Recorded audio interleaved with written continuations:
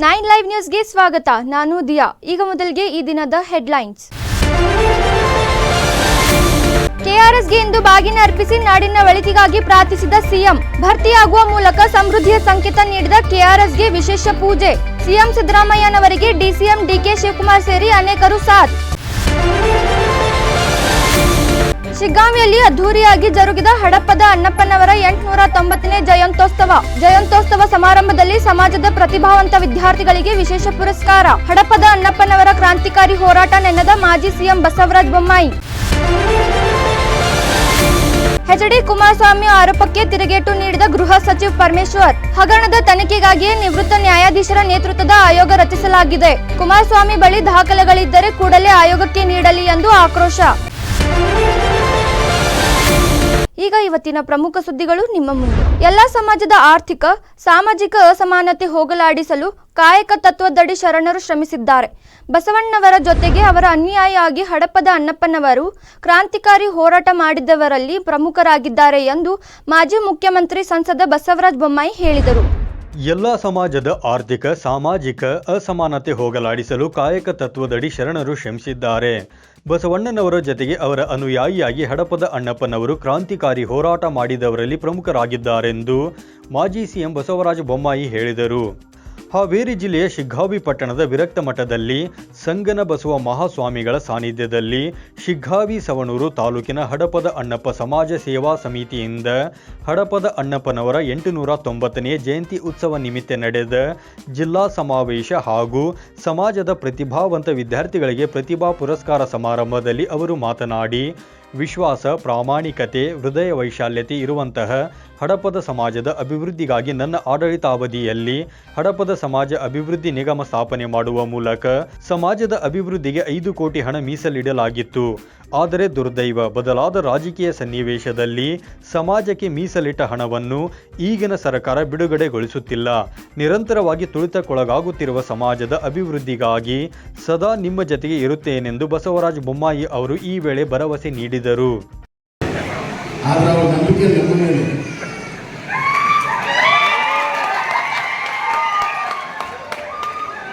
ಅಧಿಕಾರಿಗಳ ಮೇಲೆ ನಂಬಿಕೆ ಇಲ್ಲ. ನಮ್ಮ ಅಧಿಕಾರಿಗಳು ಕೂಡ ಮಾಡ್ತಾರೆ ಅನ್ನುವಂಥ ಅಚಲವಾದ ನಂಬಿಕೆ ಇದೆ. ಅವರ ನಂಬಿಕೆಯನ್ನ ನಾವು ಈಡೇರಿಸ್ತೇವೆ. ಪ್ರಜಾಪ್ರಭುತ್ವದಲ್ಲಿ ಯಾವ ಪಕ್ಷ ಏನು ಮುಖ್ಯ ಅಲ್ಲ, ಇಚ್ಛಾಶಕ್ತಿ ಮುಖ್ಯ. ಆದ್ರಿಂದ ಈ ಸಮಾಜಕ್ಕೆ ನ್ಯಾಯ ಕೊಡಲು ಯಾವ ಪಕ್ಷಗಳು ಹಿಂದೆ ಬೀಳೋದಿಲ್ಲ. ಆದರೆ ಒಂದು ಸ್ವಲ್ಪ ಇಚ್ಛಾಶಕ್ತಿ ಬೇಕಾಗ್ತದೆ. ಆ ಶಕ್ತಿಯನ್ನ ನಾವು ಕೊಡ್ತೇವೆ ಮತ್ತು ಹಕ್ಕನ್ನ ನ್ಯಾಯವನ್ನು ಕೊಡಿಸ್ತೇವೆ ಅನ್ನೋದನ್ನ ನಮ್ಮ ಕುಟುಂಬರಿಗೆ ಸಾರ್ವಜನಿಕವಾಗಿ ಅವರ ಮತ್ತೆ ಒಂದು 5 ಕೋಟಿ 2 ಕೋಟಿ ಇಟ್ಟು ಜೀವ ಆಗಿದೆ. 2 ಕೋಟಿ ಇಟ್ಟದನ್ನ ಒಬ್ಬ ಯಾರು ಮಾಡಿಬಿಟ್ಟಿದ್ರೆ ಈ ಹಡಪದ ಸಮಾಜ 2ನೇ ಅಂಬೇಡ್ಕರ್ ಅಂತ ಹೇಳಿ ನಾನು ಮೂರ್ತಿಯನ್ನು ಮಾಡಬೇಕು.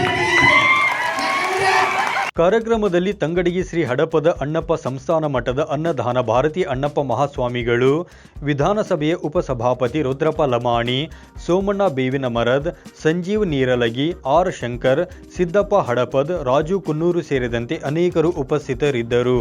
ಮುಖ್ಯಮಂತ್ರಿ ರೇಸ್ನಲ್ಲಿರುವ ಮೂಡ ಪ್ರಕರಣ ಬೆಳಕಿಗೆ ತಂದಿದ್ದಾರೆ ಎಂದಿರುವ ಕುಮಾರಸ್ವಾಮಿ ಅವರು ಆರೋಪಕ್ಕೆ ಸತ್ಯಕ್ಕೆ ದೂರವಾದುದು ತನಿಖೆ ಮಾಡಬೇಕು ಎಂದು ನಿಟ್ಟಿನಲ್ಲಿ ನಿವೃತ್ತ ನ್ಯಾಯಾಧೀಶದ ನೇತೃತ್ವದಲ್ಲಿ ಆಯೋಗ ರಚಿಸಲಾಗಿದೆ.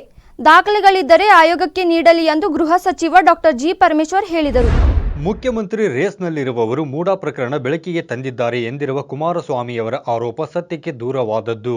ತನಿಖೆ ಮಾಡಬೇಕು ಎಂಬ ನಿಟ್ಟಿನಲ್ಲಿ ನಿವೃತ್ತ ನ್ಯಾಯಾಧೀಶರ ನೇತೃತ್ವದಲ್ಲಿ ಆಯೋಗವನ್ನು ರಚಿಸಲಾಗಿದೆ. ದಾಖಲೆಗಳಿದ್ದರೆ ಆಯೋಗಕ್ಕೆ ನೀಡಲಿ ಎಂದು ಗೃಹ ಸಚಿವ ಡಾಕ್ಟರ್ ಜಿ ಪರಮೇಶ್ವರ್ ತಿರುಗೇಟು ನೀಡಿದ್ದಾರೆ.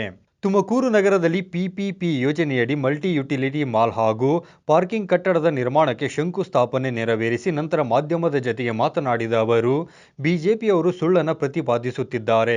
ಇದನ್ನು ಪ್ರತಿ ಜಿಲ್ಲೆಗೆ ಹೋಗಿ ಜನರಿಗೆ ತಿಳಿಸುತ್ತೇವೆ. ರಾಮನಗರ ಜಿಲ್ಲೆ ಆಗುವ ಮೊದಲು ಬೆಂಗಳೂರು ಗ್ರಾಮಾಂತರ ಎಂಬುದಾಗಿತ್ತು.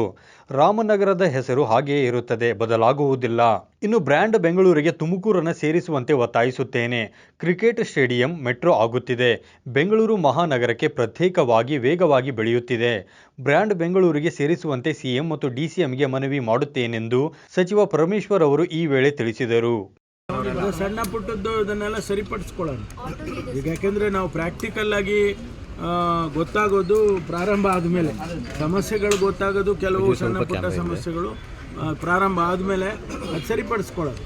ಅದನ್ನು ಮುಂದೆ ನೋಡೋಣ. ಮುಂದೆ ಅದು ನಮ್ಮ ತುಮಕೂರು ಪಟ್ಟಣ ಯಾವ ರೀತಿ ಬೆಳೆಯುತ್ತೆ ಆ ಆಧಾರದ ಮೇಲೆ ಬದಲಾವಣೆಗಳನ್ನು ತರಬೇಕಾಗ್ತದೆ. ಅದನ್ನು ಮಾಡೋಣ. ನಾವೇನು ಬೇಡ ಅಂತ ಹೇಳಿಲ್ವ. ನಾವು ಅವರಿಗೆ ಯಾವುದನ್ನು ಬೇಡ ಅಂತ ಪ್ರತಿಭಟನೆ ಮಾಡೋದು ಅವ್ರ ಹಕ್ಕು, ಕೆಲಸ ಮಾಡೋದು ನಮ್ಮ ಹಕ್ಕು. ಆದ್ದರಿಂದ ಅವರು ಪ್ರತಿಭಟನೆ ಮಾಡಲಿ, ಸಂತೋಷ. ಮಾಡಬಾರ್ದು ಅಂತ ಹೇಳ್ತೀನಿ ನಾನು, ಆದರೆ ಅವ್ರು ಮಾಡೇ ಮಾಡ್ತೀವಿ ಅಂದರೆ ನಾವೇನು ನೋಡಿ. ಭಾಳ ಸ್ಪಷ್ಟವಾಗಿ ಮಾನ್ಯ ಮುಖ್ಯಮಂತ್ರಿಗಳು ನಿನ್ನೆ ಕೂಡ ಹೇಳಿದ್ದಾರೆ, ಸದನದಲ್ಲಿ ಹೇಳಿದ್ದಾರೆ, ಸದನದ ಒಳಗೆ ಹೊರಗಡೆ ಹೇಳಿದ್ದಾರೆ. ನಾವು ಯಾವುದೇ ರೀತಿಯ ಕಾನೂನು ಬಾಹಿರವಾದಂಥ ಕೆಲಸ ಮಾಡಿಲ್ಲ. ನಾವು ಆ ರೀತಿ ಸೈಟ್ಗಳನ್ನು ತಗೊಂಡಿಲ್ಲ. Within the frame work of the law, ಅಂದರೆ ಕಾನೂನು. ಈ ಸಂದರ್ಭದಲ್ಲಿ ಪಕ್ಷದ ಪ್ರಮುಖರು, ಕಾರ್ಯಕರ್ತರು ಹಾಗೂ ವಿವಿಧ ಇಲಾಖೆಯ ಅಧಿಕಾರಿಗಳು ಉಪಸ್ಥಿತರಿದ್ದರು. ಗೃಹ ಸಚಿವ ಡಾಕ್ಟರ್ ಜಿ ಪರಮೇಶ್ವರ್ ದಾವಣಗೆರೆಯಲ್ಲಿ ಬಾಪೂಜಿ ಇಂಜಿನಿಯರಿಂಗ್ ಕಾಲೇಜಿನಲ್ಲಿ ಛಲವಾದಿ ಮಹಾಸಭಾ ಆಯೋಜಿಸಿದ ಎಸ್ಎಸ್ಎಲ್ಸಿ ಮತ್ತು ಪಿಯುಸಿ ಪ್ರತಿಭಾವಂತ ವಿದ್ಯಾರ್ಥಿಗಳಿಗೆ ಪ್ರತಿಭಾ ಪುರಸ್ಕಾರ ಸಮಾರಂಭದಲ್ಲಿ ಭಾಗವಹಿಸಿ ಮಕ್ಕಳ ಸಾಧನೆಯನ್ನು ಕೊಂಡಾಡಿದರು. ಗೃಹ ಸಚಿವ ಡಾಕ್ಟರ್ ಜಿ ಪರಮೇಶ್ವರ್ ದಾವಣಗೆರೆಯಲ್ಲಿ ಬಾಪೂಜಿ ಇಂಜಿನಿಯರಿಂಗ್ ಕಾಲೇಜಿನಲ್ಲಿ ಛಲವಾದಿ ಮಹಾಸಭಾ ಆಯೋಜಿಸಿದ್ದ ಎಸ್ಎಸ್ಎಲ್ಸಿ ಮತ್ತು ಪಿಯುಸಿ ಪ್ರತಿಭಾವಂತ ವಿದ್ಯಾರ್ಥಿಗಳಿಗೆ ಪ್ರತಿಭಾ ಪುರಸ್ಕಾರ ಸಮಾರಂಭದಲ್ಲಿ ಭಾಗವಹಿಸಿ ಮಕ್ಕಳ ಸಾಧನೆಯನ್ನು ಕೊಂಡಾಡಿದರು. ಮಕ್ಕಳಿಗೆ ಭವಿಷ್ಯ ಕಟ್ಟಿಕೊಡುವ ಕಾರ್ಯಕ್ರಮ ಸಂತೋಷ ತಂದಿದೆ.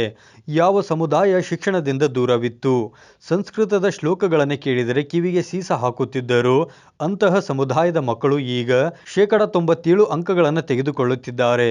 ಇದು ಶಿಕ್ಷಣದ ಕ್ರಾಂತಿಯಾಗಿದೆ. ಡಾಕ್ಟರ್ BR ಅಂಬೇಡ್ಕರ್ ಅವರು ನೀಡಿದ ಸಂವಿಧಾನದಿಂದ ಇದು ಸಾಧ್ಯವಾಗಿದೆ ಎಂದು ಅವರು ಈ ವೇಳೆ ಹರ್ಷವನ್ನು ವ್ಯಕ್ತಪಡಿಸಿದರು. ಅಲ್ಲದೆ ಸಂವಿಧಾನ ಶಿಲ್ಪಿ ಡಾಕ್ಟರ್ BR ಅಂಬೇಡ್ಕರ್ ಅವರು ಶಿಕ್ಷಣದ ಮೂಲಕ ಬದಲಾವಣೆ ತರಬಹುದು ಎಂಬುದನ್ನು ಜಗತ್ತಿಗೆ ತೋರಿಸಿಕೊಟ್ಟಿದ್ದಾರೆ. ಬಾಬಾ ಸಾಹೇಬ್ ಅಂಬೇಡ್ಕರ್ ಅವರು ಬಯಸಿದ ಬದಲಾವಣೆ ಈಗ ಈಡೇರುತ್ತಿದೆ ಎಂದು ತಿಳಿಸಿದರು.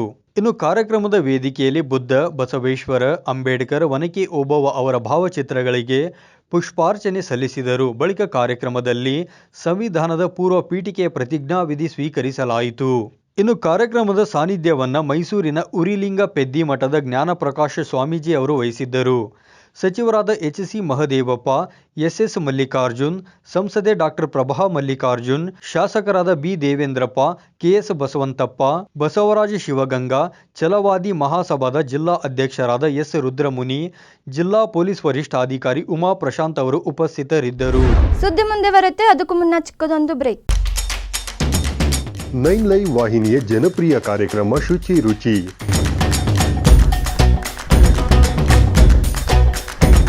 ಪ್ರತಿ ಶುಕ್ರವಾರ ಮಧ್ಯಾಹ್ನ 1:30 ಪ್ರಸಾರ, ಮತ್ತೆ ಭಾನುವಾರ ಸಂಜೆ 6 ಗಂಟೆಗೆ ಮರು ಪ್ರಸಾರ. ಅಡುಗೆ ಮಾಡೋ ಹವ್ಯಾಸ ನಿಮ್ಮದಾಗಿದ್ದರೆ ಈಗಲೇ ಕರೆ ಮಾಡಿ ಹೆಸರು ನೋಂದಾಯಿಸಿಕೊಳ್ಳಿ. ನಮ್ಮ ದೂರವಾಣಿ ಸಂಖ್ಯೆ 7411784976. ತೆರೆಮರೆಯಲ್ಲಿರುವ ಗಾನ ಪ್ರತಿಭೆಗಳಿಗೆ ಅದ್ಭುತ ವೇದಿಕೆ ಒದಗಿಸುವ ನಮ್ಮ ದಿಗ್ಗಜರು ಈಗ ನಿಮ್ಮ ಮನೆಗಳಿಗೆ ಲಗ್ಗೆ ಇಡಲು ಸಿದ್ಧವಾಗಿದೆ. ಇನ್ನು ಪ್ರತಿ ಶನಿವಾರ ಮಧ್ಯಾಹ್ನ 1:30 ನಿಮ್ಮ ನೆಚ್ಚಿನ 9 ಲೈವ್ ವಾಹಿನಿಯಲ್ಲಿ ಪ್ರಸಾರಗೊಳ್ಳಲಿದೆ. ಮತ್ತೆ ಮರುಪ್ರಸಾರ ಭಾನುವಾರ 1:30. ನಿಮಗೂ ಗಾಯನದಲ್ಲಿ ಆಸಕ್ತಿ ಇದ್ದು ಉತ್ತಮ ವೇದಿಕೆ ಲಭಿಸುತ್ತಿಲ್ಲವೆಂದರೆ ಚಿಂತೆ ಯಾಕೆ? ಕೂಡಲೇ ನಮ್ಮ ದೂರವಾಣಿ ಸಂಖ್ಯೆ 7349416023ಗೆ ಸಂಪರ್ಕಿಸಿ. ಕಾರ್ಯಕ್ರಮದಲ್ಲಿ ನೀವು ಪಾಲ್ಗೊಳ್ಳಿ. ಬ್ರೇಕ್ ನಂತರ 9 ಲೈವ್ ನ್ಯೂಸ್ಗೆ ಸ್ವಾಗತ. ಅತಿವೃಷ್ಟಿ ಹಾಗೂ ನದಿಯ ಹಿನ್ನೀರೆ ಮನೆಗಳಿಗೆ ನುಗ್ಗಿರುವ ಹಿನ್ನೆಲೆಯಲ್ಲಿ ಗೋಕಾಕ್ ನಗರದ ಕಾಳಜಿ ಕೇಂದ್ರಗಳಿಗೆ ಸ್ಥಳಾಂತರಗೊಂಡಿರುವ ಕುಟುಂಬಸ್ಥರನ್ನು ಭಾನುವಾರ ಖುದ್ದಾಗಿ ಭೇಟಿ ಮಾಡಿದ ಜಿಲ್ಲಾಧಿಕಾರಿ ಮೊಹಮ್ಮದ್ ರೋಷನ್ ಅವರು ಸಂತ್ರಸ್ತರಿಗೆ ಸಂಪೂರ್ಣ ನೆರವು ಕಲ್ಪಿಸುವ ಭರವಸೆ ನೀಡಿದರು. ಅತಿವೃಷ್ಟಿ ಹಾಗೂ ನದಿಯ ಹಿನ್ನೀರು ಮನೆಗಳಿಗೆ ನುಗ್ಗಿರುವ ಹಿನ್ನೆಲೆಯಲ್ಲಿ ಗೋಕಾಕ ನಗರದ ಕಾಳಜಿ ಕೇಂದ್ರಗಳಿಗೆ ಸ್ಥಳಾಂತರಗೊಂಡಿರುವ ಕುಟುಂಬಸ್ಥರನ್ನು ಭಾನುವಾರ ಖುದ್ದಾಗಿ ಭೇಟಿ ಮಾಡಿದ ಜಿಲ್ಲಾಧಿಕಾರಿ ಮೊಹಮ್ಮದ್ ರೋಷನ್ ಅವರು ಸಂತ್ರಸ್ತರಿಗೆ ಸಂಪೂರ್ಣ ನೆರವು ಕಲ್ಪಿಸುವ ಭರವಸೆಯನ್ನು ನೀಡಿದರು. ಜಿಲ್ಲೆಯಾದ್ಯಂತ ವ್ಯಾಪಕ ಮಳೆ ಪರಿಣಾಮ ನದಿ ಪಾತ್ರದ ಅನೇಕ ಗ್ರಾಮಗಳಲ್ಲಿ ಮನೆಗಳಿಗೆ ನೀರು ನುಗ್ಗಿರುತ್ತದೆ. ಸುರಕ್ಷತಾ ದೃಷ್ಟಿಯಿಂದ ಗೋಕಾಕ, ಅಥಣಿ, ಕಾಗವಾಡ, ಚಿಕ್ಕೋಡಿ, ಮೂಡಲಗಿ ಹಾಗೂ ನಿಪಾಣಿ ತಾಲೂಕಿನ ನದಿ ತೀರದ ಗ್ರಾಮಸ್ಥರನ್ನ ಕಾಳಜಿ ಕೇಂದ್ರಗಳಿಗೆ ಸ್ಥಳಾಂತರಿಸಲಾಗಿರುತ್ತದೆ. ಕಾಳಜಿ ಕೇಂದ್ರಗಳಲ್ಲಿ ಕಲ್ಪಿಸಲಾಗಿರುವ ಊಟೋಪಹಾರ ಮತ್ತಿತರ ಮೂಲ ಸೌಕರ್ಯಗಳನ್ನು ಪರಿಶೀಲಿಸಲು ಬೆಳಗಾವಿ ಜಿಲ್ಲಾಧಿಕಾರಿ ಮೊಹಮ್ಮದ್ ರೋಷನ್ ಅವರು ಸ್ವತಃ ಗೋಕಾಕ ನಗರದ ಸರಕಾರಿ ಮುನ್ಸಿಪಲ್ ಪದವಿ ಪೂರ್ವ ಕಾಲೇಜಿನಲ್ಲಿ ಆರಂಭಿಸಲಾಗಿರುವ ಕಾಳಜಿ ಕೇಂದ್ರಕ್ಕೆ ಭೇಟಿ ನೀಡಿ ಪರಿಶೀಲನೆ ಮಾಡಿದರು. ಈ ಸಂದರ್ಭದಲ್ಲಿ ಕಾಳಜಿ ಕೇಂದ್ರದಲ್ಲಿ ಆಶ್ರಯ ಪಡೆದಿರುವ ಸಂತ್ರಸ್ತರೊಂದಿಗೆ ಮಾತನಾಡಿದ ಜಿಲ್ಲಾಧಿಕಾರಿಗಳು, ಸರ್ಕಾರವು ಸಂತ್ರಸ್ತರಿಗೆ ಎಲ್ಲ ರೀತಿಯ ನೆರವು ನೀಡುತ್ತಿದ್ದು ಯಾವುದೇ ಕಾರಣಕ್ಕೂ ಆತಂಕಕ್ಕೆ ಒಳಗಾಗಬಾರದೆಂದು ಭರವಸೆ ನೀಡಿದರು. ಸಡನ್ಲಿ ಮಳೆ ಬಂದಾಗ ಊರುಗಳ ಒಳಗಡೆ ನೀರು ನುಗ್ಗೋದು, ಹೊಲಗಳ ಒಳಗಡೆ ನೀರು ನುಗ್ಗೋ ಸಾಧ್ಯತೆಗಳು ಉಂಟಾಗುತ್ತೆ, ನಮಗೆ ಅದು ಗೊತ್ತಿದೆ. ಅದಕ್ಕೆ ನಾವು ಪೂರ್ವಭಾವಿ ಎಚ್ಚರಿಕೆ ವಹಿಸಿ ಎಲ್ಲ ಕಡೆ ಕಾಳಜಿ ಕೇಂದ್ರಗಳನ್ನು ನಾವು ನಿಗದಿ ಮಾಡಿ ಯಾವ್ಯಾವ ಪೂರ್ವ ಸಿದ್ಧತೆ ಮಾಡ್ಕೋಬೇಕೋ ನಮ್ಮ AC, ತಹಶೀಲ್ದಾರ್, ಪೊಲೀಸ್ ಬಗ್ಗೆ ಹೇಳಬೇಕಂದ್ರೆ SP ಅವರಿಂದ, ಪೊಲೀಸ್ ಕಮಿಷನರ್ ಇಂದ ತಳಮಟ್ಟದಲ್ಲಿ ನಮ್ಮ ಕಾನ್ಸ್ಟೇಬಲ್ ಇರ್ಬೋದು, ಹೋಮ್ ಗಾರ್ಡ್ ಇರ್ಬೋದು, ಎಲ್ಲರೂ ಫೀಲ್ಡ್ ಡ್ಯೂಟಿ ಮಾಡ್ತಾ ಇದ್ದಾರೆ. ಈಗ ಬ್ರಿಡ್ಜ್, ರೋಡ್ ಎಲ್ಲೆಲ್ಲಿ ನಮಗೆ ಈಗ ಸಬ್ಮರ್ಜ್ ಆಗಿದೆ ಅಲ್ಲಿ ಬ್ಯಾರಿಕೇಡಿಂಗ್ ಇಟ್ಟಿದ್ದಾರೆ, ಎಲ್ಲ ಕಡೆ ಡೈವರ್ಷನ್ ಮಾಡ್ತಾ ಇದ್ದಾರೆ. ನನ್ನ ಪ್ರಕಾರ ಜಿಲ್ಲಾಧಿಕಾರಿಯಾಗಿ ನಾವು ಬಹಳ ಒಳ್ಳೆ ಕೋಆರ್ಡಿನೇಷನ್ ಮಾಡ್ತಾ ಇದ್ದೀವಿ. ಹೌದು, ಇಷ್ಟು ವಿಪರೀತ ಮಳೆ ಆದಾಗ ಜನರಿಗೆ ತೊಂದರೆ ಆಗುತ್ತೆ, ಆದರೆ ಎಲ್ಲ ರೀತಿಯ ಪೂರ್ವ ಸಿದ್ಧತೆಗಳು ನಾವು ಮಾಡ್ಕೊಂಡಿದ್ದೀವಿ. ಅದರಿಂದ ಸ್ವಲ್ಪ ನಮಗೆ ಈಗ ಅನುಕೂಲ ಪರಿಸ್ಥಿತಿ ನಮಗೆ ಈಗ ಸದ್ಯಕ್ಕೆ. ಈ ಸಂದರ್ಭದಲ್ಲಿ ಗೋಕಾಕ ತಹಸೀಲ್ದಾರ್ ಮೋಹನ್ ಬಸ್ಮೆ, ನೋಡಲ್ ಅಧಿಕಾರಿ ಬಸವರಾಜ್ ಕುರಿಹುಲಿ ಮತ್ತಿತರರು ಉಪಸ್ಥಿತರಿದ್ದರು. 2 ವರ್ಷಗಳ ನಂತರ ಜೀವಕಳೆಯಿಂದ ತುಂಬಿಕೊಂಡ ಭರ್ತಿಯಾಗಿರುವ ಮಂಡ್ಯ ಜಿಲ್ಲೆ ಶ್ರೀರಂಗಪಟ್ಟಣ ತಾಲೂಕಿನ KRS ಜಲಾಶಯಕ್ಕೆ ಇಂದು ಸಿಎಂ ಸಿದ್ದರಾಮಯ್ಯನವರು ಬಾಗಿನ ಸಮರ್ಪಿಸಿ ಸಕಲ ಸಮೃದ್ಧಿಗಾಗಿ ಪ್ರಾರ್ಥಿಸಿದರು. 2 ವರ್ಷಗಳ ನಂತರ ಜೀವಕಳೆಯಿಂದ ತುಂಬಿಕೊಂಡು ಭರ್ತಿಯಾಗಿರುವ ಮಂಡ್ಯ ಜಿಲ್ಲೆಯ ಶ್ರೀರಂಗಪಟ್ಟಣ ತಾಲೂಕಿನ KRS ಜಲಾಶಯಕ್ಕೆ ಇಂದು ಸಿಎಂ ಸಿದ್ದರಾಮಯ್ಯನವರು ಬಾಗಿನ ಅರ್ಪಿಸಿ ಸಕಲ ಸಮೃದ್ಧಿಗಾಗಿ ಪ್ರಾರ್ಥಿಸಿದರು. DCM DK ಶಿವಕುಮಾರ್, ಸಚಿವರಾದ ಚಲುವರಾಯಸ್ವಾಮಿ, HC ಮಹದೇವಪ್ಪ ಸೇರಿದಂತೆ ಮಂಡ್ಯ, ಮೈಸೂರು ಭಾಗದ ಶಾಸಕರು, ಮುಖಂಡರು ನೇತೃತ್ವದಲ್ಲಿ ಕೃಷ್ಣರಾಜಸಾಗರ ಜಲಾಶಯಕ್ಕೆ ಆಗಮಿಸಿದ ಸಿದ್ದರಾಮಯ್ಯನವರು ವೈದಿಕ ಭಾನುಪ್ರಕಾಶ್ ಶರ್ಮಾರ ನೇತೃತ್ವದಲ್ಲಿ ವಿಶೇಷ ಪೂಜಾ ಕೈಂಕರ್ಯಗಳನ್ನು ನೆರವೇರಿಸಿದರು. ಜಲಾಶಯಕ್ಕೆ ಕ್ಷೀರಾಭಿಷೇಕ, ಪುಷ್ಪಾರ್ಚನೆ ಸಲ್ಲಿಸುವ ಮೂಲಕ ಬಾಗಿನ ಸಮರ್ಪಣೆ ಮಾಡಿದರು. ಸಿಎಂ ಸಿದ್ದರಾಮಯ್ಯನವರು ತಮ್ಮ ಅವಧಿಯಲ್ಲಿ ಇದು 3ನೆಯ ಬಾರಿಗೆ KRS ಜಲಾಶಯಕ್ಕೆ ಬಾಗಿನ ಅರ್ಪಿಸಿದ್ದು ವಿಶೇಷವಾಗಿದ್ದು, ಹೀಗಾಗಿ ಸ್ಥಳದಲ್ಲಿ ಹರ್ಷೋದ್ಗಾರದ ವಾತಾವರಣ ಕಂಡುಬಂತು. ಇವಿಷ್ಟು ಈ ಹೊತ್ತಿನ ಪ್ರಮುಖ ಸುದ್ದಿಗಳು. ನಿರಂತರ ಸುದ್ದಿಗಳಿಗಾಗಿ ನೋಡ್ತಾ ಇರಿ 9 ಲೈವ್ ನ್ಯೂಸ್. ಇದು ಸತ್ಯದ ಪ್ರತಿರೂಪ.